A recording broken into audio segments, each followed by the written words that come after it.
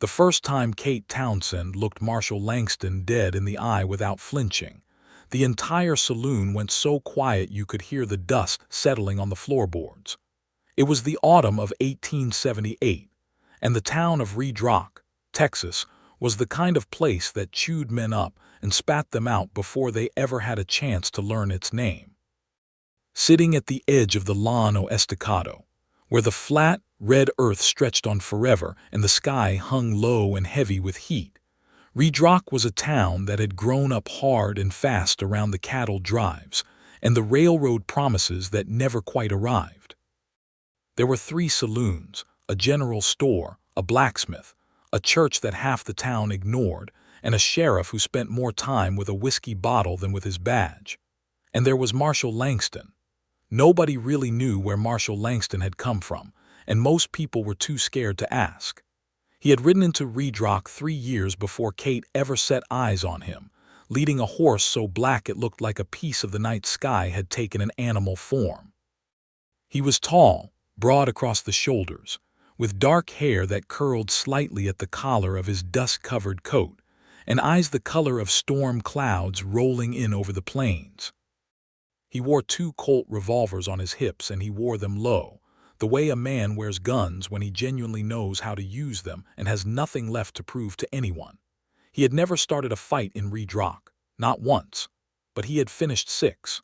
Word traveled fast in cattle country, and by the time 2 full seasons had passed, the legend of Marshall Langston had traveled faster than the man himself ever had. Men crossed to the other side of the street when they saw him coming. Mothers pulled their children indoors. The sheriff pretended not to notice whenever Marshall walked into a room, which was a strategy born purely of self-preservation. He had taken up residence in a small, weathered house at the edge of town, near the creek that ran reddish-brown through the hardpan soil. He kept largely to himself. He worked sometimes for the bigger ranches when they needed extra hands during roundup, and he was paid well because even the ranchers who feared him knew that no rustler in his right mind would come within 5 miles of a herd that Marshall Langston was riding for. He drank alone at the corner of whatever saloon he chose on a given evening. He ate his meals without speaking to anyone. He existed in Redrock like a thunderstorm exists on the horizon, always present, always watched, always given a wide berth. And then Kate Townsend arrived. She came in on the southbound stage in late September, when the heat had begun to ease its grip on the land, and the evenings carried the first whisper of something cooler. She was 24 years old, with dark auburn hair pinned up under a practical hat, and brown eyes that had a way of taking in everything around them without giving away very much in return. She wore a traveling dress that had seen better days, and she carried 1 worn leather satchel and a wooden case that contained her medical instruments, because Kate Townsend had spent 3 years in San Antonio training under a doctor who had recognized in her a mind sharper than most of his male students, and had, in a gesture that was unusual for 1878, actually taught her everything he knew. She had not come to Redrock for love. She had come because the town's only doctor had died of a fever the previous spring, and the nearest replacement was 40 miles east in a town called Harlan's Creek, which might as well have been the moon for anyone who needed stitches in a hurry. The church deacon had written a letter to a medical society in San Antonio, and somehow that letter had found its way into the hands of Kate's mentor, Dr. Elias Voss, who had looked at Kate over his spectacles and said, with the particular bluntness of old men who have run out of patience for wasted talent, "You are the best person I have trained in 15 years, and you are going to that town whether you want to or not." She had wanted to, as it happened. Kate had grown up the daughter of a homesteader in West Texas, and she was not intimidated by hardship or dust or the particular loneliness of wide-open spaces. She had watched her father work a piece of ground that fought him at every turn, and she had learned early that stubbornness was not a character flaw but a survival skill. She had also learned that people needed care, real, steady, patient care, and that there was something deeply right about being the person who provided it. She set herself up in the small building that had served as the late doctor's office, cleaned it from floor to ceiling over the course of one long afternoon, organized her instruments, and was open for patients by the following morning. Within a week, she had set 2 broken arms, lanced a dangerous abscess on a ranch hand's leg, diagnosed a child's fever correctly when the child's own mother had feared the worst, and delivered a calf, which was not strictly medicine but the rancher's wife had asked her, and she had not seen any reason to refuse. She heard about Marshall Langston the way everyone heard about Marshall Langston, in lowered voices, and with the particular reverence people reserve for things they are afraid to name too loudly. The blacksmith, a good-natured man named Hector Ruiz, was the one who told her the most, though he told it with the easy familiarity of someone who had lived alongside the legend long enough to find it somewhat tiresome. "He is a dangerous man," Hector said, hammering a shoe onto a patient horse while he talked. "Not cruel, I do not think, but dangerous. He has killed men, Miss Townsend, and not always in ways that the law was called to account for." "Has he killed any innocent people?" Kate asked. Hector paused and thought about it honestly. "No," he admitted. "Not that anyone has ever been able to say." "Then he sounds like a complicated man rather than a bad one," Kate said. Hector looked at her the way people had been looking at her all week, with a mixture of respect and the faint worry that she did not fully understand what she had stepped into by coming to Redrock. He said nothing more about it. She met Marshall Langston for the first time on a Tuesday evening in early October, when she had gone to the larger of the 3 saloons, the one called the Red Dust, to collect a ranch hand named Billy Cobb, who had gotten himself into enough of a fight that his eye socket was fractured, and he needed more help than the barkeep's well-meaning application of a wet rag could provide. She walked in through the swinging doors with her medical case in hand, and her sleeves already rolled to the elbow, because she had learned that arriving prepared was the quickest way to take charge of a situation, and she scanned the room for Billy without paying much attention to the general freeze that had settled over the saloon when she came through the door. It was not a freeze caused by her, she realized a moment later. It was a freeze that had already been in progress, because Marshall Langston was standing at the far end of the bar with a glass of whiskey in his hand, and the particular stillness of a man who has just said something that no one in the room wants to respond to. He was watching a group of 3 men near the card tables, all of them range riders from the look of them, all of them wearing expressions caught somewhere between anger and the kind of fear that makes a man want to do something stupid just to prove to himself that he is not afraid. Kate did not freeze. She walked directly to where Billy Cobb was slumped against a support post near the middle of the room, went down on one knee beside him, and opened her case. "I need better light," she said clearly, to nobody in particular. A moment passed. Then one of the nearby men wordlessly moved a lamp closer. She worked on Billy with practiced efficiency, assessing the damage with careful fingers, packing the area around his eye, telling him in a low voice exactly what she was going to do and why, and that he needed to be still, and that it was going to hurt for a moment. She was aware, at the edge of her attention, that the tension in the room had shifted. She was also aware that Marshall Langston had turned from his position at the bar and was watching her. She could feel it the way you can feel a fire in a room without looking directly at it. She did not turn around. When she had done what she could for Billy at the scene and determined that she needed to get him to her office for a proper examination, she stood, closed her case, and looked up to find that Marshall Langston was standing about 6 feet away from her. He had moved silently, and now he stood with his glass still in one hand, and his eyes on her face with an expression she could not immediately categorize. It was not menace. It was not the blank wall that people said he wore when he was deciding whether to involve himself in something. It was something closer to surprise, quiet and real. "You need help getting him out?" Marshall asked. His voice was low and even, and it did not have the rough edge she had half expected. "Yes," Kate said simply, "if you are offering." He helped her get Billy out of the saloon and down the dusty street to her office without being asked twice. He was careful with the injured man, careful in a way that struck her, the kind of careful that suggests a person knows what it is to be hurt and treats other people's pain with a specific kind of seriousness. When Billy was settled on the examination table and she had what she needed, she looked at Marshall and said, "Thank you." "You were not scared in there," he said. It was not quite a question.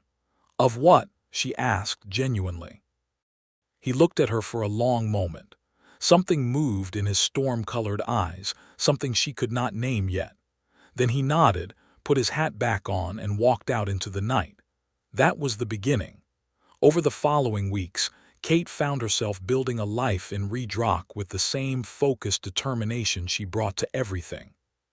She established a routine, opening the office each morning, making rounds to patients who could not come to her, spending her evenings going over her notes, or reading the medical journals that arrived weeks late by post from the East. She got to know the town, its people, its rhythms, and its fault lines. She met the mayor, a round man named Gerald Stokes who was friendly in the careful way of politicians, and his wife, who was kind and brought Kate a welcome pie. She met the deacon who had written the letter that brought her here, a thin, serious man named Reverend Aldous Palmer, who treated her with cautious respect and obvious relief. She met the ranch families and the shopkeepers and the Mexican laborers who worked the surrounding ranches, and came to her with a wariness born of too many experiences with institutions that had not treated them with basic dignity. She made a point, from the very start, of treating everyone who came through her door with the same care regardless of who they were or where they came from. And word of this traveled, as word always traveled in small towns, faster and further than she expected. She also found herself encountering Marshall Langston with a frequency that she eventually concluded was not purely accidental, though she did not examine that conclusion too closely at first. He came to her office one afternoon with a gash along his forearm from a piece of barbed wire that had caught him during roundup at the Hadley Ranch. He was not the kind of man who came easily to a doctor's office. She could see that immediately. He stood in the doorway for a moment longer than was necessary, as if giving himself one last chance to change his mind, and then came in and sat in the chair she indicated with the particular deliberate calm of someone who has decided to do a thing and is committed to it. She cleaned the wound and stitched it without fuss, explaining what she was doing in the same practical tone she used with everyone. He sat without moving, watching her hands with an attention that was almost clinical in its steadiness. "You have done this before," he said, when she was halfway through. "Many times," she agreed. "I mean, you have worked on people who did not want to sit still for it." She glanced up at him briefly. "Is that a warning?" "An observation," he said. "You are sitting perfectly still, Mr. Langston," she pointed out. "I decided to," he said, as if this distinction were important, as if the deciding were the whole of it. She finished the stitching and wrapped the arm and gave him instructions for keeping it clean, which he listened to with complete attention. He paid her in coin, the correct amount without her having to state it. He stood to leave and then paused at the door with his hat in his hand in the way he had paused in the saloon the first night, as if something were holding him there for just a moment longer. "You have been here a month," he said. 5 weeks, she corrected. "And you have not thought about leaving." "Why would I?" she said. He looked at her steadily. "Most people who come here end up wishing they had not."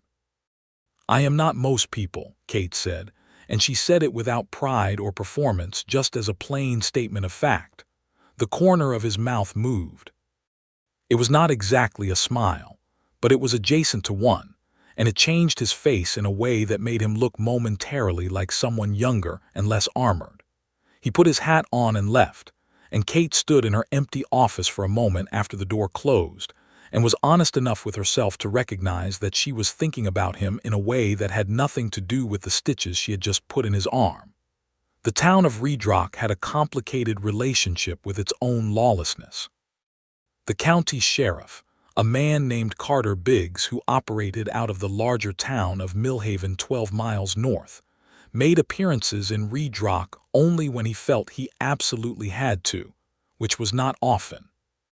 The local arrangement for keeping the peace was largely informal and largely ineffective, built on a combination of community understanding, the occasional intervention of men willing to put themselves between trouble and the innocent, and the looming presence of Marshall Langston, who had no official role in anything but whose reputation served as a kind of unofficial deterrent for the worst varieties of trouble. This system had its obvious limits. In November, a man rode into Redrock who went by the name of Deacon Cole, though the name was ironic given that he had not set foot in a church since childhood. He arrived with 4 men, and they set themselves up in the smallest of the 3 saloons as if they owned it, which they did not, and began making their intentions clear to the town in the gradual, grinding way that predatory men always make their intentions clear, through small violations that individually might be overlooked, but together add up to a declaration of occupation. Kate noticed it before most of the town did, because she noticed things. She noticed the way the Mexican families near the south end of town began shutting their windows earlier in the evening. She noticed the way the women who worked the saloons moved differently, with a new tension in their shoulders. She noticed the way Gerald Stokes, the mayor, began finding reasons to be indoors whenever Cole and his men were on the main street. She noticed, too, that Marshall Langston had not left town. He had been due to ride out to the Hadley Ranch again for the winter roundup preparations, and he had not gone. She knew this because Hector, the blacksmith, told her with an expression that suggested he found this significant. "He knows what Cole is," Hector said. "What is Cole?" Kate asked. "A man who takes what he wants and makes the people he takes it from feel like they deserved it," Hector said, and his voice was flat with a particular kind of anger that told her he was speaking from experience that went beyond just observing this situation. Kate went to see Marshall Langston that afternoon. She walked to his house at the edge of town, knocked on the door, and waited. He opened it after a moment, and the surprise on his face was genuine and unguarded in a way she had not seen from him before. He was not wearing his coat or his guns, just a plain work shirt with the sleeves pushed up, and he looked somehow both more approachable and more real than he did when he was in full command of his public self. "Miss Townsend," he said. "I want to talk to you about Deacon Cole," she said. He held the door open and she came inside. It was a spare, tidy space. A table, 2 chairs, a cast iron stove, a shelf of books that surprised her enough that she stopped and looked at it for a moment. Not dime novels, but actual books, a volume on land surveying, a worn copy of Marcus Aurelius which surprised her considerably, a history of the Southwest Territories. Several others she did not have time to read the spines of before she pulled her attention back to the matter at hand. He poured 2 cups of coffee without asking and set one in front of her, and she appreciated the practicality of it. "He is going to push until the town breaks or pushes back," Marshall said when she had told him what she had observed. He said it without drama as a simple assessment. "Can you push back?" she asked directly. "I can," he said. "The question is whether I should." She looked at him steadily. "Those families on the south end of town have already had enough taken from them in their lives without a man like Cole adding to the ledger," she said. "And the women in that saloon deserve to feel safe in the place they work, so I think the question of whether you should is fairly clear." He was quiet for a moment, looking at her across the table. Then he said, "You are not what this town expected." "Neither are you, I think," she said, "from what people have described." That got something closer to an actual smile out of him, brief and surprised. "What have people described?" "Mostly something between a thunderstorm and a rattlesnake," she said. He laughed. It was a short, rough sound, clearly out of practice, but it was genuine and it lit up his whole face for the 3 seconds it lasted, and Kate felt something warm shift inside her chest and decided, practically, that she would think about that later. "I will handle Cole," Marshall said, "but I am going to need to know that you will stay out of it." "I will stay out of the parts where guns are involved," Kate said carefully. "I cannot promise more than that." He looked at her for a moment with an expression that she was beginning to recognize, the one where he was reassessing something he thought he understood. Then he nodded and said, "That will have to do." Over the next several days, Marshall moved through the situation with a kind of quiet, surgical precision that Kate found herself observing with genuine admiration. He did not threaten Cole directly. He did not posture or provoke. He simply made himself visible, present, steady, in exactly the places, and at exactly the times where Cole's men were most likely to test the boundaries of the town's tolerance. He had 2 conversations with Cole that Kate was not present for, but heard about afterward from different sources, both of whom described Cole coming out of those conversations looking like a man who had reached into what he thought was a sack of grain and found something with teeth. Cole and his men left Redrock on a cold Thursday morning before most of the town was awake.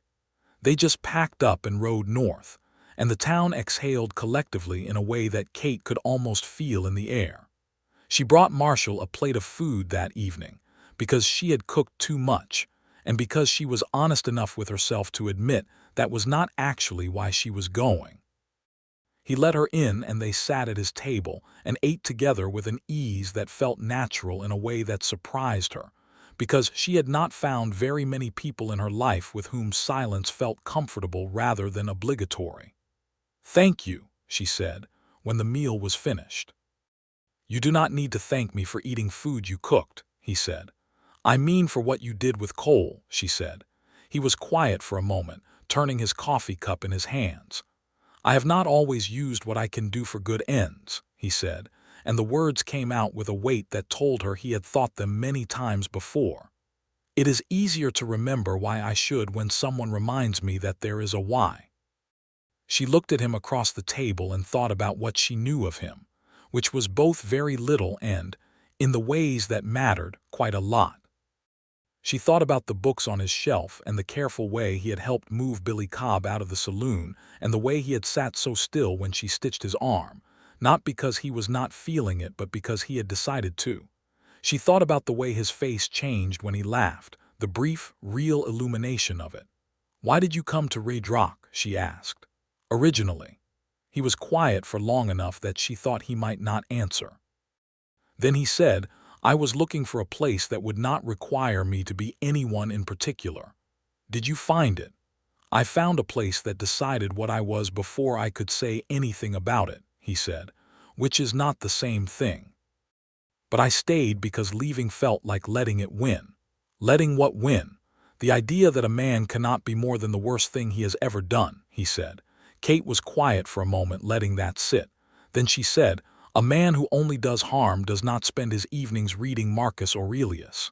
He looked at her sharply, and she nodded toward the bookshelf, and that surprised laugh escaped him again, shorter this time but just as genuine. "You noticed that," he said. "I notice most things," she said. "I have observed that about you," he said, and there was warmth in it. A real, unguarded warmth that made him look the way she suspected he had looked before whatever had happened to him had happened to him. She left that evening feeling light in a way she had not expected, and walked home under a sky full of stars that pressed down close and bright over the flat Texas land, and let herself think, clearly and without apology, that she was falling in love with Marshall Langston, and that she was fairly confident he was falling in love with her, and that the question was simply what they were each going to do about it. December came to the Llano Estacado with a hard frost that turned the red earth silver in the mornings and made the creek beside Marshall's house run dark and cold.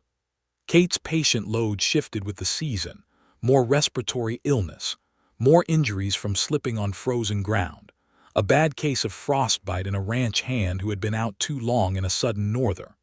She worked hard and steadily, and built the kind of quiet trust with the town that takes time to earn and cannot be hurried. She and Marshall had fallen into a pattern that neither of them had explicitly designed. He came by the office sometimes in the afternoons on the pretext of checking that she had not been troubled by any of the rougher element that passed through town. She brought food to his house sometimes in the evenings on the pretext of having cooked too much.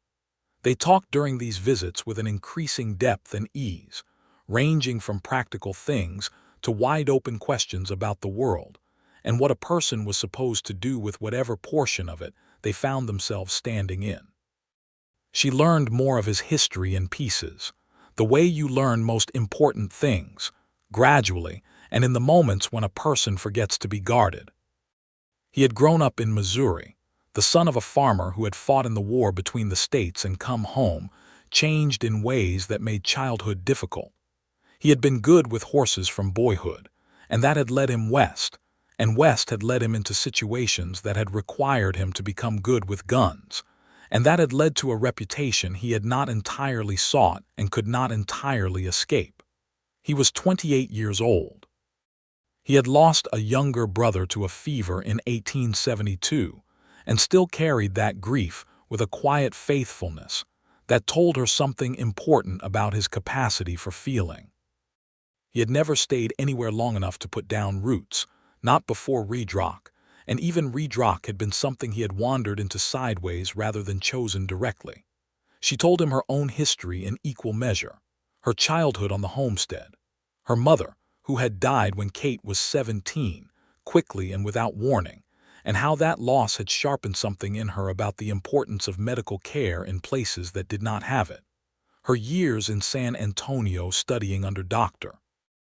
Voss, who had been equal parts demanding and generous, and had given her the education she needed without making her feel that she should be grateful beyond what was reasonable for being allowed to learn what she was plainly capable of learning.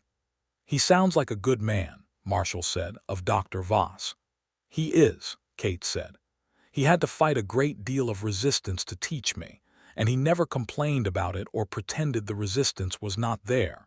He just worked around it." "That sounds familiar," Marshall said, and looked at her with a quiet steadiness that she had come to understand was his version of a direct declaration, and she held his gaze and let him see that she understood it.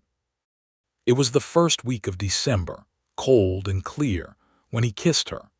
They were standing outside his door after one of their evening meals, and the stars were enormous overhead, and the frost was already settling on the grass, and they had been saying goodbye for about 10 minutes without actually parting, which was the sort of thing that happens between people who have run out of patience for pretending that proximity is merely practical.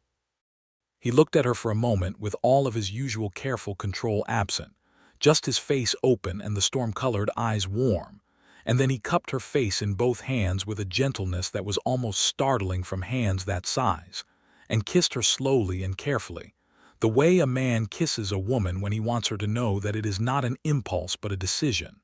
She kissed him back with equal conviction. When they broke apart, both of them were quiet for a moment. The cold air moved between them, carrying the smell of frost and dry grass. "I have been wanting to do that for a while," he said. "I know," she said. "You are not going to pretend to be surprised," he said. "I told you I notice most things," she said. He laughed, and this time it lasted longer, real and full, and he kept his hands on either side of her face for a moment longer, looking at her like she was something he had not known he was looking for until he found it, and she thought she probably looked at him the same way. "I should tell you some things," he said more seriously, "about my past, things you deserve to know if this is what I think it is." "Tell me," she said simply. They went back inside and sat by the stove, and he told her. He told her about the years after his brother died, when he had been directionless in a way that had led him into the company of men whose moral accounting was very different from his own, and the things he had done during that time that he was not proud of, not crimes of cruelty, but crimes of absence, of not stopping things he should have stopped, of being present in situations where bad things happened to people who did not deserve them, of carrying guns for men he should have walked away from. He told her about the moment he had walked away, which had been in 1875 in a town much like Redrock, when a man he had worked for had done something to a family of settlers that Marshall had not been able to square with any version of himself he could live with. He had left that night with nothing but his horse and his guns, and the understanding that whatever he was going to be from that point forward was going to have to be something different. He told her all of it steadily, without making excuses or asking for absolution, just laying it out honestly because she had a right to know who she was sitting across from. When he finished, Kate was quiet for a moment. Then she said, "Thank you for telling me." "You are not angry," he said. "It was not quite a question." "I am not someone who has never made choices I am not proud of," she said. "And I am not someone who believes that a person is only the sum of their worst moments. But more than any of that, I am sitting here telling you that I see you. Not the legend this town has built around you, and not the man you were in 1875. The man you are right now in this room. And that man is someone I am very glad to know." He looked at her for a long time, and she thought she saw something in his eyes that was like a door opening, a slow, careful, irreversible thing. "Kate," he said, just her name. But the way he said it told her everything. "Marshall," she said back, equally simply. He reached across the table and took her hand, and they sat there in the warmth of the stove while the December cold pressed against the windows, and it was one of the most complete moments Kate could remember. Christmas in Redrock was a modest affair, but the town had a tradition of a common meal in the church hall that even the people who never went to services on an ordinary Sunday tended to show up for. Because community, whatever its complications, is one of the things people need most when the weather is hard and the distance from everything else is vast. Kate helped organize the meal along with several of the ranch wives, and she found it gratifying in the plain, immediate way of physical usefulness, the warmth of the hall, the smell of food, the sound of children who had been indoors too long finally let loose in a supervised space. Marshall came. This, according to Hector, who told her with barely concealed delight, was unprecedented. Marshall Langston had not attended any community function since arriving in Redrock. He stood slightly apart from the main crowd in the way of someone who is not entirely comfortable with gatherings but is making a sincere effort, and Kate went to him immediately, not because he needed rescuing, but because she wanted to be near him. People noticed. Of course they noticed. It was a small town, and people had been noticing the pattern of her and Marshall for weeks. But the noticing that happened in the church hall on Christmas was different in quality from what had come before. It was not fearful or gossiping. It was something closer to wondering. Several of the ranch wives watched Kate stand beside Marshall and engage him in easy conversation, and draw him gradually into the wider group. And Kate saw in their faces a shifting, the slow, uncertain recognition that the man they had decided was an uncrossable distance might simply be a man who had needed someone willing to cross it. Reverend Palmer made a point of greeting Marshall directly and warmly, which Marshall received with the carefully neutral expression of a man who is genuinely touched, but has not quite worked out how to show it in public.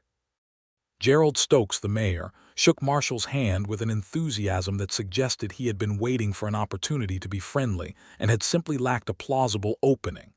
Later, walking home through the cold night with Marshall beside her, their breath making small clouds in the dark air, Kate said, "How was that?" "Strange," he said honestly. "Not bad, but strange." "It will get easier," she said. "People change their minds slowly," he said, "about things they have decided." "You changed your mind about things you had decided," she pointed out. He was quiet for a moment. "Yes," he said, "I did." He walked her to her door and kissed her goodnight on the front step, the cold air around them and the stars above, and it felt like the kind of moment that becomes a memory you carry for the rest of your life. January was bitter. The coldest January anyone in Redrock could remember in years, with northers that came through hard and fast and left everything locked under a glassy shell of ice. It was during the worst of this weather that the situation with the Hargrove family came to a head. The Hargroves were a ranching family from the eastern edge of the county, old money by local standards, which meant they had been in the territory long enough to believe it belonged to them in a way that superseded the actual legal status of things. The patriarch, Silas Hargrove, had been slowly and methodically acquiring land in the area around Redrock through a combination of legal purchase and a particular style of pressure that stopped just short of being officially illegal, which meant men like Carter Biggs, the county sheriff, found it easy to look the other way.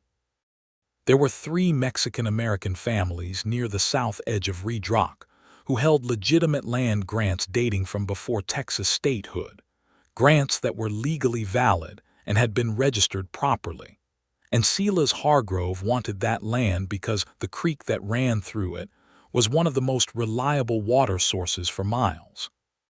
He had been working on those families for 2 years, through social pressure and the denial of economic opportunities, and various other mechanisms that Kate recognized as a version of the same slow, grinding force that had been used against vulnerable communities, for as long as there had been vulnerable communities and powerful men in proximity. The Ramirez family was the one he went after most directly. Old Esteban Ramirez had held his land for 30 years and had raised his children on it, and his daughter Sophia, who was 26 and had taken over the running of the homestead after Esteban's health had begun failing, was not interested in selling at any price, which Silas Hargrove had interpreted as a negotiating position rather than a final answer. Kate was treating Esteban for his heart condition when Sophia came to her office in January with a bruise on her jaw that she initially attributed to a fall. Kate did not press her that first time, but she noticed, and she filed it away with everything else she had been noticing about the situation. 2 days later, Sophia came back, and this time she said plainly that one of Hargrove's ranch hands had come to the homestead and made clear that Silas Hargrove's patience was at an end. Kate went to see Marshall that same evening. "I know about it," he said, before she finished explaining. "What are we going to do?" she asked. "We," he repeated, with something that was almost a smile. "Yes, we," she said firmly. "Do not start treating me like someone who needs to be kept at a safe distance from difficult situations, Marshall. You know me better than that by now." "I do," he said. "I was not objecting, I was just noting the word." "Note it and then answer my question," she said. He thought for a moment. "Hargrove is going to be harder to move than Cole," he said. "He has money and he has the county sheriff comfortable enough to stay quiet. I cannot just make myself visible and wait for him to lose his nerve because he has enough insulation that he does not need to have nerve himself. So what does that leave?" Kate asked. "Legal pressure," he said, "which means someone has to be willing to go to a judge above Carter Biggs's level. The Federal Land Commissioner's office in Austin has jurisdiction over the original land grants." He paused. "And I know a man in Austin, an attorney. We served together briefly before I went wrong and he went on to do better things with himself. I believe he would be willing to take the case." Kate looked at him. "You have been thinking about this already," she said. "I noticed what was happening to the Ramirez family before you told me about Sophia," he said. "I just did not know whether it was my place to act on it." "It is your place," Kate said.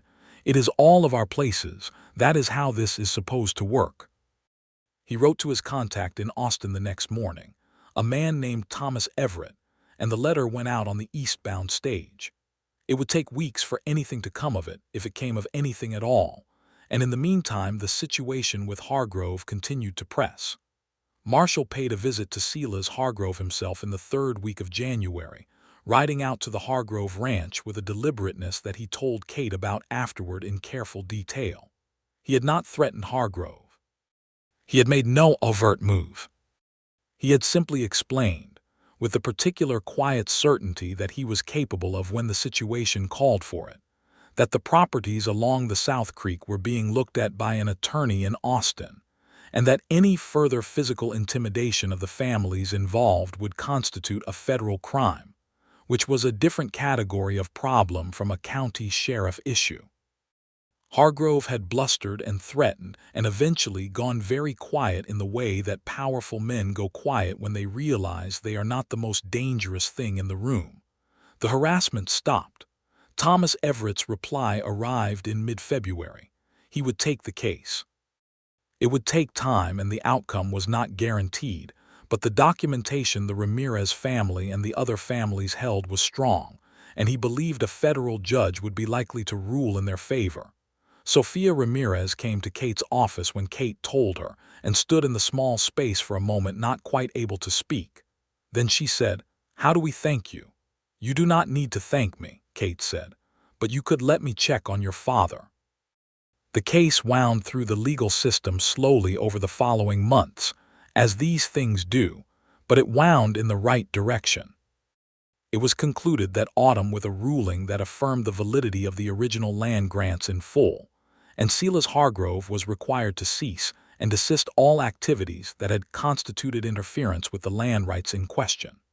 The county sheriff Carter Biggs was investigated by his own superiors in the process and eventually relieved of his position, replaced by a man from Millhaven who had a different understanding of who his job was supposed to protect.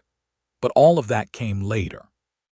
In the meantime, it was February, and Kate Townsend and Marshall Langston were in love in the particular, private, serious way of two people who have looked at each other honestly and decided. Hector the blacksmith noticed the transformation in Marshall before most of the town did, though the town was catching up. He said to Kate one afternoon with the satisfied expression of a man whose instincts have been proven correct, "He looks like himself now." "What does that mean?" Kate asked. "He looks like a man instead of a warning," Hector said. Kate thought about that for a long moment after Hector went back to his work. She thought about the first night in the saloon, when the room had gone still and cold around Marshall Langston, the way a room goes still around something that the instincts say is dangerous. She thought about the man at his kitchen table talking about Marcus Aurelius and his brother and the choices he had not made and the choices he had. She thought about the way he looked at her, which was like the way you look at something you were not sure you were allowed to have, with a careful, grateful wonder. She thought that Hector was right. He looked like himself now. Spring arrived, and with it a kind of opening, the land greening improbably along the creek banks, the sky lifting its weight a little, the air moving differently through the wide spaces. Kate's practice had grown steadily over the months of her time in Redrock, to the point where she was genuinely managing more patients than one person could optimally handle, and she had begun corresponding with Dr. Voss about the possibility of his sending her a second physician, perhaps one of the younger students who had recently completed their training. She and Marshall had stopped pretending their dinners together were anything other than what they were, and had stopped needing pretexts for being in each other's company, which was a relief for both of them. They walked together in the evenings along the creek, in the April warmth, talking about everything. He had begun helping occasionally, in an informal way, with the situation that had developed around the transition from Carter Biggs to the new sheriff, because the new man, Sheriff Wade Humphrey, was honest and willing, but did not know the county the way Marshall did, and Marshall's knowledge had turned out to be useful in ways that Wade was wise enough to recognize without being threatened by. Marshall had also, slowly and with the particular care of someone who does not want to make assumptions, begun to exist in Redrock in a different way. He came to the community gatherings. He greeted people by name. He was not transformed into some sunnier, lighter version of himself. He was still the same man, contained and serious and sometimes silent in ways that needed no explanation. But the wall that had existed between him and the rest of the town had developed openings. People stopped crossing the street when they saw him. Children stopped being pulled indoors. One evening in late April, sitting on the step outside his house with the warmth of the day still in the air around them and the first stars beginning to appear, Marshall said, "I have been thinking about something." "Tell me," Kate said. "I have some money saved," he said. "Not a great amount, but enough to start something. I have been thinking about the land 2 miles east of town, the Grady property. Old Grady has been wanting to sell since his wife passed, and the price is fair." Kate was quiet, sensing that this was leading somewhere and wanting to let it arrive without pressure. "I could run cattle," he said. "Small operation to start. It would take a few years to build it into anything substantial, but it would be mine, built straight." He paused. I have been thinking about what a permanent life in one place might look like. I have not had one before. I would like to know what it is." Kate looked at him sideways in the fading light. "Are you asking me to be part of that?" "I am getting there," he said, with a quiet solemnity that made her heart beat faster. "I wanted to lay out the practical shape of it first because I did not want you to think I was asking you to attach yourself to something without any foundation. You have built a real life here, a practice, a place in this community. I would not ask you to subordinate any of that to something uncertain." "Marshall," she said. "I am asking if you will marry me," he said. He turned to look at her, and his face in the evening light was completely open, the storm-colored eyes warm and serious and clear of any armor. "Not because I need someone to complete a picture of respectability, and not because I am frightened of being alone, because I love you, because you are the only person I have ever known who looked at me and saw what was actually there instead of what they had already decided, because I want to build something honest with you in this place, and I cannot imagine doing it with anyone else." Kate looked at him for a long moment.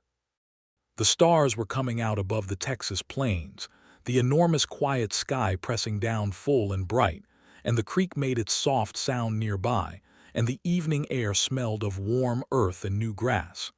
"Yes," she said. "Obviously, yes." He let out a breath that she realized he had been holding through that whole speech, and she almost laughed at the thought that Marshall Langston, the most feared man in the county, had been nervous about asking her. She did laugh, a little, and he looked at her with mock offense that dissolved immediately into his real laugh, the one she had spent months coaxing into the world, full and unhurried. He put his arm around her, and she leaned into his shoulder, and they sat like that as the night settled fully around Redrock. And Kate thought that there was nothing in the world she wanted more than this, and that wanting it was not a weakness but an understanding, finally, of what she had been working toward without knowing it. They were married in June. It was a warm, clear Saturday, and the whole town came, which surprised Marshall more than it surprised Kate, though she could see that the surprise was not unwelcome. Reverend Palmer performed the ceremony with genuine warmth, having apparently undergone his own reevaluation of Marshall Langston sometime in the preceding months. Hector was there in his good coat, beaming. The Ramirez family was there, Sophia standing tall and bright-eyed near the front of the small crowd. The ranch wives who had welcomed Kate months ago stood together and cried in the way that women cry at weddings when the wedding is for someone they have genuinely come to care about. Wade Humphrey, the new sheriff, shook Marshall's hand afterward for a long time without saying anything that needed words. Dr. Elias Voss made the journey from San Antonio, which Kate had not expected. He stood at the back of the crowd during the ceremony and watched with the expression of a man whose investment in someone has paid off in a way that surpasses what he had been hoping for. And he hugged Kate afterward with a fierce brevity and told her gruffly that she had done well, which she understood him to mean about considerably more than just the practice. He and Marshall had a long conversation over supper that evening that Kate was not entirely part of, but which she watched from across the table with a warmth in her chest that was almost painful, because two of the most important people in her life were sitting together finding, apparently, that they liked and respected each other without any effort needed. "He said I should take care of you," Marshall told her later. "He said that to you," Kate said, slightly incredulous. "He said it in a way that made it clear he believed the taking care of would be mutual," Marshall said. "He is not a man who thinks women need protecting from their own lives." "No," Kate agreed. "He never has been. I told him you were the one who had taken care of this entire town since September and that you were more likely to take care of me than the other way around." "What did he say to that?" "He said that was exactly what he had hoped I would understand," Marshall said. "They moved into the Grady property in July. It needed work, and they did the work together, Marshall handling the structural repairs and Kate organizing the interior with the practical efficiency that she brought to every space she inhabited. It was larger than either of them strictly needed at that moment, which Kate thought of as a form of optimism, and she liked that about it. Marshall purchased a small herd, 15 head to start, and took on one ranch hand, a young man of 19 named Caleb Soto, who was the nephew of one of the South End families and who had been looking for work since finishing school. Marshall taught him with a patience and specificity that told Kate something she had suspected, but was glad to see confirmed, that his capacity for care extended easily to people who needed guidance rather than just to those who presented themselves as equals. The practice continued to grow. The second physician that Dr. Voss had promised arrived in August, a young man named Dr. Samuel Birch, who was 25 and had recently completed his training, and who initially looked at the setup in Redrock with the faint alarm of someone who had expected something more conventional, and who within 2 weeks had understood that Kate had built something remarkable, and who settled in with genuine enthusiasm. The two of them worked well together, each compensating for the other's particular blind spots, and the quality of care available to Redrock and the surrounding ranches improved substantially. There were ordinary difficulties and ordinary pleasures in equal measure through that first year of their marriage, and Kate loved the ordinariness of it as much as she loved the exceptional moments. She loved waking up in the mornings to the sound of Marshall already up and doing the first chores while the sun was still low and the air was still cool. She loved the evenings when they sat together on the porch of the Grady place, which they had stopped thinking of as the Grady place and begun thinking of simply as home, watching the wide Texas sky change color as the light left it. She loved the way he talked to his horses, quietly and seriously, as if they were people worth explaining things to. She loved the way he still sometimes picked up Marcus Aurelius in the evenings, and the way he would read a passage aloud occasionally if something struck him particularly, and the way those passages were always about the same things, about how a man builds himself through his choices, about the relationship between what is difficult and what is worthwhile. She loved, too, the way he had changed within the town, or rather the way the town had changed around him. He was not a different man. He was the same man, with the same contained seriousness and the same quiet watchfulness, but he was a man who had found, against all probability, a place and a person that made the contained seriousness feel like strength rather than isolation. He helped Wade Humphrey when Wade needed an extra pair of experienced eyes. He gave advice to the smaller ranchers when they asked for it, and his advice was good because it came from someone who had seen a great deal of the territory and its patterns. He was not exactly social, but he was present in the community in a way that was valuable and real. The town of Redrock had not forgotten who it had thought he was.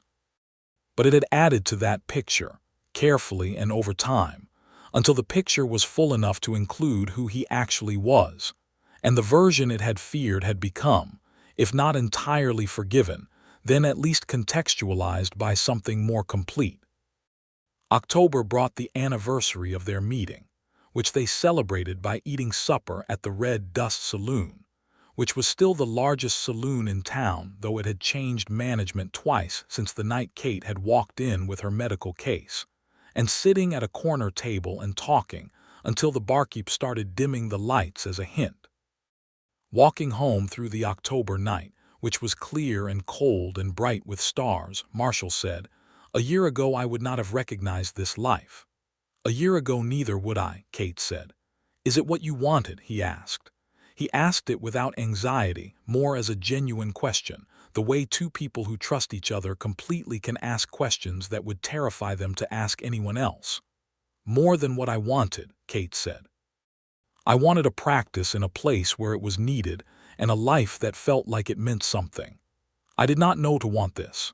She gestured slightly, not at anything specific, just at the air between them and the town around them and the sky overhead.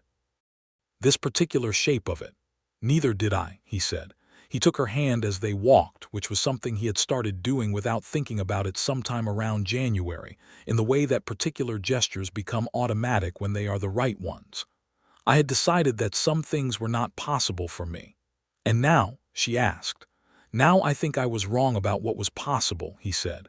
Which is, I believe, the best kind of being wrong. She squeezed his hand and they walked on through the cold, bright October night. And overhead the stars were enormous and the land was dark and flat and quiet all the way to the horizon. And it was everything. That winter, Kate realized she was pregnant. She sat with the knowledge for a day before she told Marshall, not because she was uncertain, but because she wanted a moment to hold it herself first, to be entirely sure of how she felt about it before she brought him into the feeling. She determined, like someone who has been given something they had hoped for without being fully certain they were allowed to hope. She told him on a Sunday morning, over coffee, plainly and directly, because that was how she told things. He sat very still for a moment in the way he sometimes went still when something had genuinely reached him. Then he reached across the table and took both her hands in both of his and said, "Are you well? How are you feeling?" "I am perfectly well," she said and smiled. "And you do not need to be concerned. I have delivered more babies than I can count. I know what this requires." "I know you know," he said. "I am asking how you feel." "Happy," she said simply. "Frightened in a small, ordinary way that I think is appropriate. Mostly happy." "Me too," he said, "in exactly those proportions." She laughed and he came around the table and held her, carefully and for a long time, and she pressed her face against his shoulder, and thought that this was what the homestead her parents had built had been trying to be, this specific warmth and steadiness, this sense that whatever came next would be faced from a solid place. The spring of 1880 arrived with warmth and green that felt almost extravagant after the hard winter, and in the first week of April, Kate gave birth to a son. The labor was managed by Dr. Samuel Birch, who had become a genuine friend to both of them, while Kate directed proceedings with the particular authority of a woman who knows exactly what is happening to her body and refuses to be a passive participant in it, even when she is the one in the bed. Marshall was in the house throughout, occupying the outer room with a controlled tension that Caleb, who had been dispatched to the ranch to handle the morning chores and had come back to check and found him pacing, described afterward as the most frightening thing he had witnessed in his time working for the Langstons, including the incident with the rattlesnake in August. The baby was born healthy and loud, which Kate considered an excellent indicator. Samuel Birch brought him to her and she held him, and the feeling was beyond any description she had prepared for, vast and immediate and permanent. Marshall came in and sat on the edge of the bed and looked at his son with the same expression he had worn on the porch the previous October when he said he would not have recognized this life, the specific astonishment of someone who has arrived somewhere they had not believed they were capable of arriving at. He looked at Kate, then at the baby, then at Kate again. "He looks like you," he said. "He has your eyes," she said. "He has been here 20 minutes, Marshall said.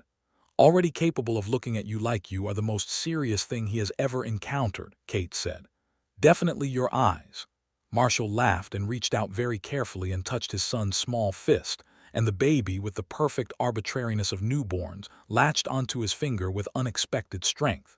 They named him Eli for Dr. Voss and for Marshall's lost brother both, which Marshall suggested and Kate agreed to immediately. Dr. Voss, when the letter arrived in San Antonio, wrote back a reply that Kate read twice before handing to Marshall, and then watched Marshall read with a very careful expression that told her he was moved in the deep, undemonstrative way of people who do not often allow themselves to be moved. Eli Langston grew with the particular intensity of first children, seeming to absorb everything in his world simultaneously: the ranch, the horses, the wide Texas land, his mother's medical office where he was sometimes brought in his basket, while she worked and lay gazing at the ceiling with an attention that she found, as a scientist, genuinely encouraging. He had Marshall's coloring and Kate's directness, and from very early showed the kind of focused interest in how things worked that suggested he was going to be a person with strong opinions about almost everything, which both his parents privately found delightful and publicly sometimes found exhausting. The herd grew. Marshall had 25 head by the end of 1880, with plans for the following spring. Caleb Soto had become indispensable on the ranch and had taken on a second hand, a former Army farrier named Ben Cross, who was steady and skilled, and who fit into the rhythm of the place with gratifying ease. The ranch did not yet make them wealthy, but it was building towards something, growing in the straight, honest way that Marshall had said he wanted to build it, and the watching of it grow was its own satisfaction. The practice grew as well. Dr. Birch had developed his own patient relationships and his own reputation in the community, and the two of them had worked out a partnership arrangement that gave Kate more flexibility with the expanding demands of the ranch household and allowed Samuel his own professional independence, which suited them both. There was talk of building a proper small hospital, which was ambitious for a town the size of Redrock but not impossible, and Kate found herself getting drawn into those conversations with an enthusiasm she had to consciously moderate because there were only so many hours in a day. The situation with the Hargrove family had resolved itself, as these situations do, by virtue of consequences. Silas Hargrove's legal defeat over the land grants had cost him money and reputation, and the revelation of his involvement with Carter Biggs's selective enforcement had cost him more still.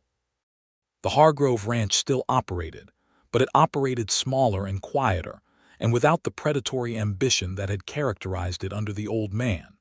Silas Hargrove himself had aged a decade in a year, and was largely not seen in Redrock, which was an arrangement the town was comfortable with.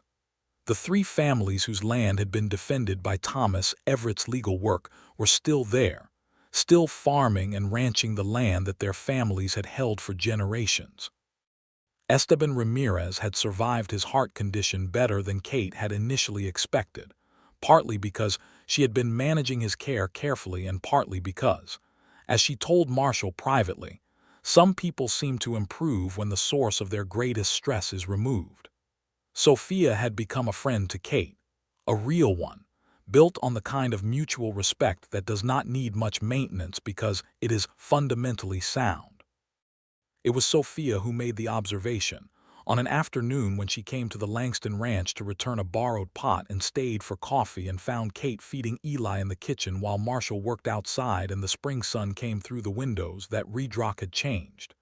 In 2 years, Sophia said, substantially. For the better, Kate asked. Yes, Sophia said without hesitation. There is a different feeling here now, lighter. She paused. Some of it is the land situation being resolved. Some of it is that Sheriff Biggs is gone and Humphrey is fair, but some of it is you. She nodded toward the window where Marshall was visible in the yard. Both of you. We did not do anything extraordinary, Kate said. You were not afraid, Sophia said simply. Of things that most people were afraid of. That changes the air of a place. Kate thought about that for a long time after Sophia left. She thought about the first night in the saloon and the quiet in the room, and the way she had walked in without faltering because she had a job to do and she was not afraid. She thought about going to Marshall's door and knocking when the town had been watching from behind closed windows. She thought about sitting across his kitchen table and listening to him tell her things that he had carried alone for years, and the way she had not looked away. She had not been fearless exactly. She had been afraid of some things. She had been afraid sometimes in the quiet dark of early mornings before dawn that she was not enough, not skilled enough, not strong enough, not equal to the size of what she had taken on.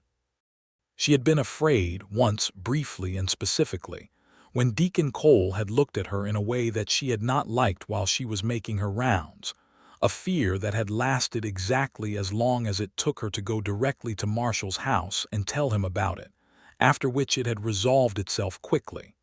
But she had not been afraid of Marshall Langston, not from the first moment.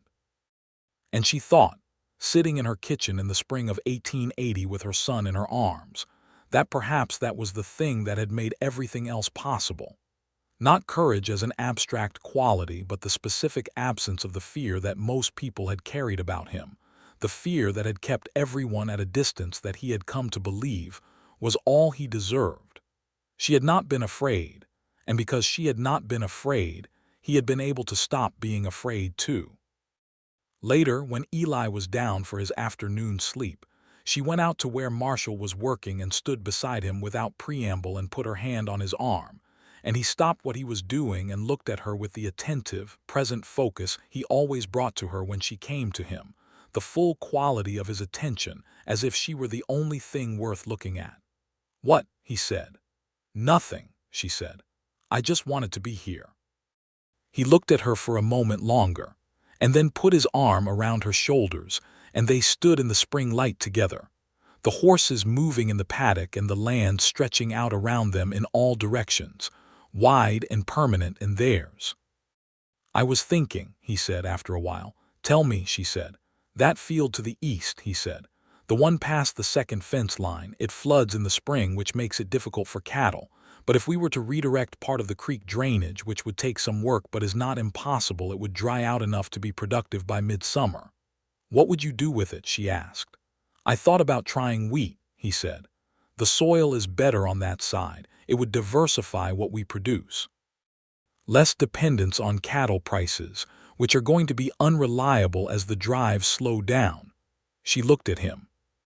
The cattle drives were indeed slowing, the long trails north to Kansas becoming less economical as the railroad pushed further into Texas, and the ranchers who did not adapt were going to find themselves in difficulty.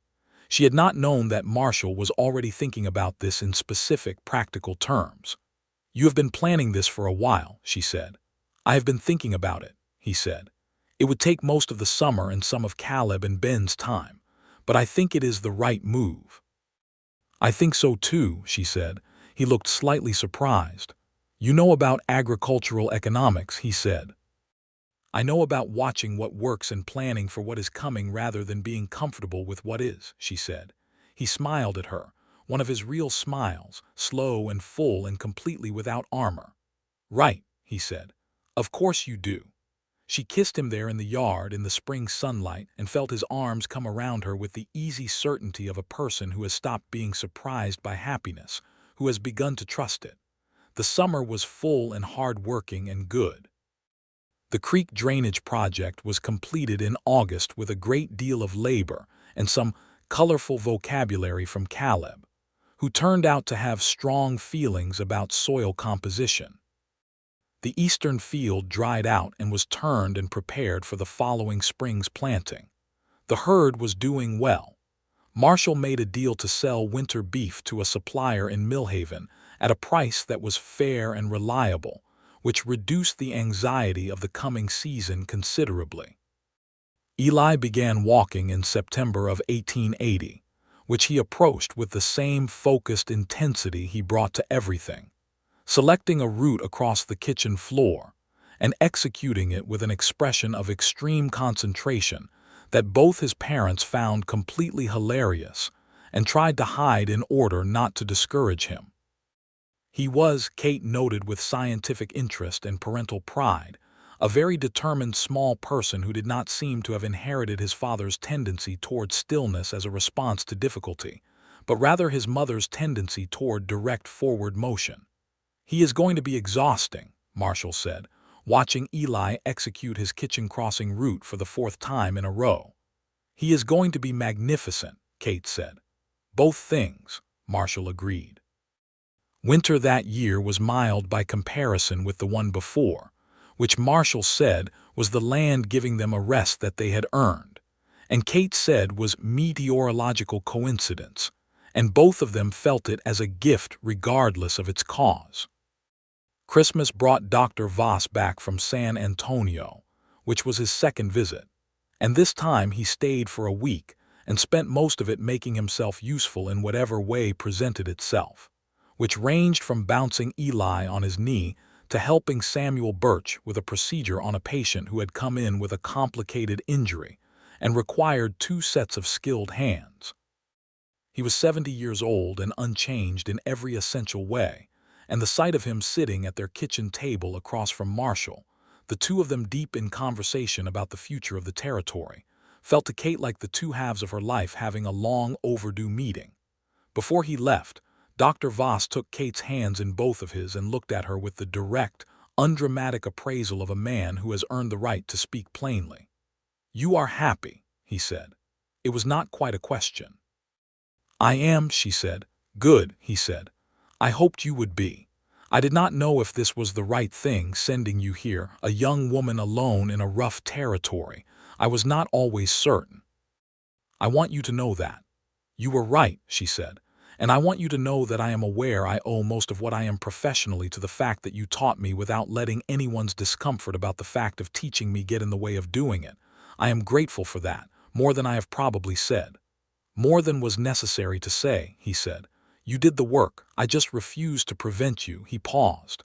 "He is a good man, your Marshall." "He is," she agreed. "He looks at you like you are the thing that made everything make sense," Voss said. "And you look at him the same way. That is rarer than people think." She walked him to the stage the next morning and waved him off, and went back to her life with a fullness in her chest that she recognized as gratitude, the deep and settled kind that has nowhere particular to go because everything it is grateful for is already present. The new year of 1881 came in clear and cold, and Kate worked her practice, and Marshall built his ranch, and Eli grew, and the town of Redrock continued its quiet, gradual process of becoming something better than it had been, which is what good towns do when the people in them are willing to do the necessary work. In the spring, the eastern field was planted with winter wheat, which would not be harvested until the following year, and Marshall and Caleb and Ben worked through the planting with the same focused attention that Marshall brought to everything. And Kate brought lunch out to them on a warm April afternoon, and stood watching three men working in a field that had been underwater 6 months before, and thought about what a long way a person could come from where they started, if they were willing to move. She was expecting their second child. She knew it but had not said anything yet, waiting for the same certainty of feeling she had waited for the first time. She stood in the field watching the three men work and held the knowledge inside her like a warm coal on a cold evening, not ready yet to share it but glad of its warmth. She told Marshall that evening on the porch as the April sun went down. He took a long moment before he spoke. Then he said, with a quiet wondering that was one of her favorite things about him, "Every time I think I understand the full shape of this life we have, it turns out to be larger." "Is that a good thing?" she asked. "It is the best kind of discovery," he said, "finding out there is more." She leaned against him and he wrapped his arm around her, and they sat on the porch of the house that had been the Grady place and was now irrevocably theirs, and the evening light moved across the Texas land in long, warm angles, and the creek made its sound somewhere in the distance, and Eli was inside the house asleep, and the field to the east held its planting like a promise, and everything was as it should be. The second child was a girl. She came into the world in November of 1881, with considerably more speed than her brother had managed, which Dr. Birch noted with professional appreciation, and Kate described afterward as her daughter establishing immediately that she was not planning to wait around for things to happen. They named her Clara, for Kate's mother, and she was from her first moments a person of considerable presence, which the entire household adjusted to without complaint. By the time Clara was 6 months old and Eli was approaching 2, the Langston household had achieved the particular organized chaos of a home with 2 small children and 2 working parents and a ranch outside the door, and a medical practice in town, and a community that depended on all of the above. It was busy in a way that required constant management and offered very little in the way of quiet. Kate would not have changed any of it. Marshall had become, in the course of these years, something that neither of them would have predicted from that first night in the saloon. He was not a reformed man in the sentimental sense of the word, not a sinner made good by love, because Kate did not think the story was that simple, and she did not think that was the right frame for it. He was a man who had found conditions in which who he actually was could be expressed rather than suppressed, and who had been willing, when those conditions presented themselves, to step into them with both feet. He was still serious and still watchful, and still capable of a stillness that could fill a room. He was also a father who sang to his children in a low, slightly off-key voice when he thought no one was listening, and a husband who noticed when Kate was tired before she mentioned it, and a rancher who knew every one of his horses by name and individual temperament, and a neighbor who could be relied upon in the particular, essential way of someone who has decided that reliability is a value worth the inconvenience. The most feared cowboy in the county was still there, in the sense that the knowledge of who he was and what he was capable of had not gone anywhere. But it had been absorbed into a larger picture, one that the town of Redrock had built over 3 years of watching and adjusting, until the feared man and the real man had become recognizably the same person, and the fear had shifted into something else, a kind of respect that was warm rather than cold, grounded in the full understanding of what the man had chosen to do with what he was. On the 4th anniversary of Kate's arrival in Redrock, a Sunday afternoon in late September, they walked to the creek together as a family, the 4 of them, Marshall carrying Eli on his shoulders and Kate carrying Clara against her chest, in the way she had learned from the Ramirez women, with Clara already showing the signs of her characteristic refusal to be anywhere but at the center of the action, turning her head to look at everything with the ferocious attention of a person who intends to understand the world on her own terms. The creek was running clear and full, reflecting the early autumn sky. The cottonwoods along its banks had gone yellow, and the light came through them in the specific golden way of a Texas September, warm and thick, and full of the knowledge that it would not last but was magnificent while it did. They sat on the bank together, and Eli was put down and immediately began investigating a very interesting piece of creek rock, and Clara settled into a contented sleepiness against Kate's chest, and Marshall sat beside Kate with his shoulder against hers, and they watched the water and the light and the children. "For years," Kate said. "From that night in the saloon," he said. "You remember the specifics." "I remember everything about that night," he said. "The way the room felt when you walked in, the way you did not stop," he paused, "the way you looked at me." "How did I look at you?" "Like you were trying to figure out something interesting," he said. "Not something threatening, something interesting." "I was," she said. "What did you figure out?" She looked at him, sideways in the golden September light. His face was the same and completely different from the face she had first seen across the saloon. Or perhaps it was her knowledge of it that was different, having filled in over 4 years with everything behind it, all the history and the grief and the book on his shelf, and the careful way he had held Billy Cobb, and the way he had looked when he kissed her for the first time, and the way he had sat very still when she told him she was pregnant, and the way he sang to the children when he thought she could not hear. "I figured out that you were worth figuring out," she said. He held her gaze for a long moment. "That is the kindest thing anyone has ever said to me," he said. And she knew he meant it precisely, not as an exaggeration but as a plain fact. "It was just true," she said. He leaned over and kissed her temple, and she closed her eyes for a moment and felt the September warmth and the weight of Clara sleeping against her, and the sound of Eli enthusiastically relocating creek rocks and the solid, reliable reality of Marshall beside her. Eli looked up from his investigation to check that everyone was still present, which was a habit he had developed early, and finding them all accounted for, returned to his work with the focused satisfaction of a very small person who has important business to attend to. "I want to tell you something," Marshall said. "Oh, me?" Kate said. "I spent a long time convinced that I was the thing that the story had decided I was," he said. "The dangerous one, the one people cross the street for. And when you came in and you did not cross the street, I did not know what to do with that. I had forgotten it was possible to be seen differently." She listened. "What I want to tell you is that you did not change me," he said carefully. "I think I need to say that correctly. You did not make me into something I was not. You just refused to accept that what was there on the surface was all there was. And because you refused to accept it, I remembered it was not all there was. The difference matters." She looked at him. "Yes," she said, "it does. You looked at me and I remembered who I was trying to be," he said, "and everything after that was just the work of actually getting there." She took his hand the way he had taken hers on that October night after the Christmas dinner, with the easy certainty of a gesture that has become essential. "You got there," she said. "We got here," he corrected quietly. The creek moved past them in its steady, unhurried way. The cottonwoods stood golden in the afternoon light. Eli had found something he considered even more interesting than the rocks, and was bringing it over to show his mother with the purposeful walk of a small person carrying important news.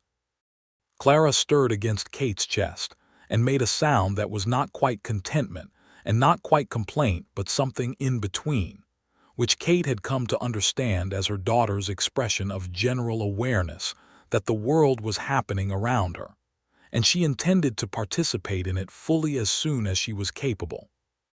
Marshall lifted Eli up to look at whatever treasure he was carrying, and held him up so the boy could see the creek from above, and Eli pointed at the water with great authority as if he were showing his father something Marshall would not otherwise have noticed, and Marshall said with complete seriousness, "I see it. That is remarkable," and Eli was entirely satisfied with this response. Kate watched them and felt the feeling she had been feeling for 4 years, in different intensities and textures, but always fundamentally the same. The feeling of being exactly where she was supposed to be, doing exactly what she was supposed to do, with exactly the right person. It was not a simple life. It was not a life without difficulty or sadness or days that stretched too long in the wrong direction. The following years would bring their share of hard seasons. A drought in 1883 that tested the ranch and required hard decisions. A patient Kate lost in 1882 that she grieved privately for months. A cold winter in 1884 that took 2 of the elder community members who had been fixtures of Redrock since before she arrived. Life in the Llano Estacado in the 1880s was not a simple or gentle thing, and she had known that from the beginning. But it was a life that was whole, in the sense that it had been built from real materials by people willing to be honest about what they were, and what they needed, and what they were capable of. The ranch grew steadily. The practice deepened its roots in the community until it was as permanent a feature of Redrock as the creek or the red earth. The children grew with the particular wildness and brightness of children who are given both enough structure and enough open space to become fully themselves. And Marshall Langston, the most feared cowboy in the county, went on being the man behind the legend, the one his wife had seen from the beginning, the one that had always been there waiting for conditions in which it was safe to simply be. In the evenings, when the children were asleep and the ranch was quiet, and the wide Texas sky was full of stars that pressed down enormous and close over the flat land, they sat together on the porch in the particular ease of 2 people who have built something real and know it, and are not afraid of saying so. "Are you happy?" she would ask sometimes directly, because she was always direct. "Yes," he would say with the simple certainty of someone who has learned to trust the answer. "Are you?" "Yes," she would say, "completely."